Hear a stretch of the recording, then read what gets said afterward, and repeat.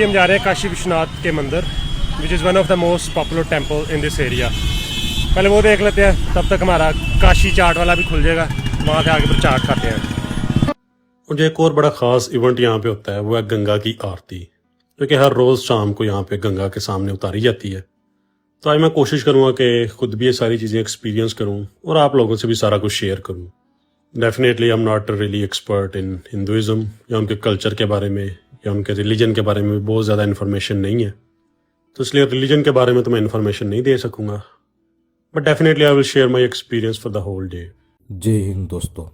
एक पाकिस्तानी मुस्लिम लड़का पहली बार भारत आया और वो भी सीधे भारत की आध्यात्मिक राजधानी काशी में, और यहाँ का वातावरण देख मैं अपने प्राचीन रूट्स पर पहुँच रहा हूँ।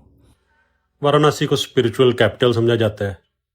एक तो यहाँ से गंगा रिवर गुजरता है जो कि एक होली रिवर कंसीडर किया जाता है, और उसके अलावा जो हिंदू लोग हैं वो कोशिश करते हैं कि अपनी ज़िंदगी का जो आखिरी हिस्सा है वो इस सिटी में गुजारा जाए करना। लेकिन यहाँ पे अब जहाँ भी चल रहे हैं गंगा के साथ साथ सारी जो हिंदुज़म की एक्टिविटीज़ हैं वो सारी यहाँ पे चल रही हैं। लोग गंगा में नहा रहे हैं।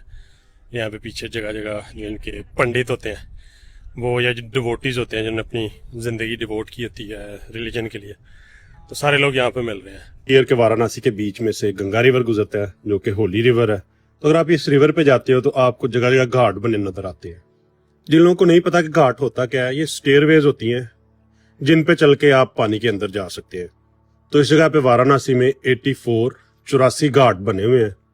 अभी जो आखिरी एक्टिविटी है ना आज की, वो ये है कि यहाँ पे होती है गंगा की आरती।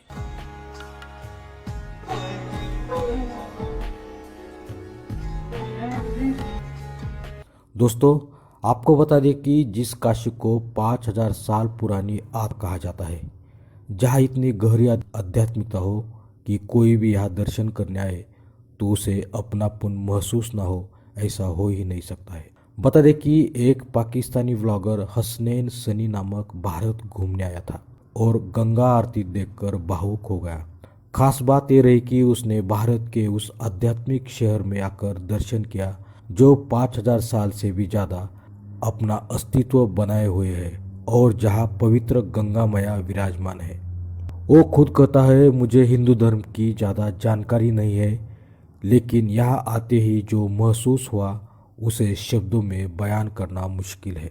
जैसे ही वो बनारस पहुँचता है, उसकी आंखों में सबसे पहले जो दिखता है स्पिरिचुअलिटी, और वो साथ में देखता है कि बनारस में सिर्फ हिंदू ही नहीं बल्कि इस्लाम, बौद्ध और ईसाई सबका संगम है, और ये देखकर उसे बहुत आश्चर्य होता है।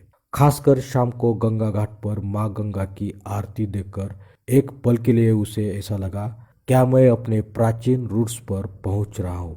वो आगे कहता है, घाट, गंगा माँ, शमशान घाट और जलती चिताएं जिंदगी और मौत का सबसे कड़वा लेकिन सबसे सच्चा सच दिखाता है। शायद सनातन धर्म ही ऐसा है जहाँ मनुष्य के जीवन का सही अर्थ समझाया गया है।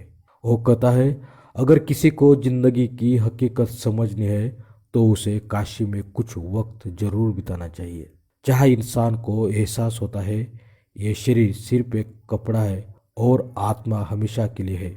इसी कारण इंसान का कर्म अच्छा होना चाहिए। वो कहता है, मैं मुस्लिम होने के कारण मंदिर में दर्शन नहीं कर पाया, लेकिन मेरी आत्मा मंदिर के अंदर तक पहुंच चुकी है। दोस्तों, काशी सिर्फ एक शहर नहीं है, काशी एक एहसास है जो हर इंसान को इंसान बना देता है। बहुत से छोटे छोटे मसलों के साथ जो एक मेन मसला था ना, वो ये कि मेरा नाम मुस्लिम है। तो कह रही थी, you have Muslim name, I am Muslim, then you can not go. इस मंदिर में मुसलमानों का दाखिला मना है, तो ये वाला पॉइंट तो चेक नहीं हो सकता। अब आगे चलते हैं। यहाँ पे ना 9 रतन पान, कह रहा मैं चबाना नहीं है, मुंह में रख लिया ना आधे घंटे में खुद ही घुल जाएगा। अमेजिंग। मतलब अगर आप बनारस आते हो और बनारस का पान नहीं खाते तो फिर क्या खाया आपने यहाँ पे।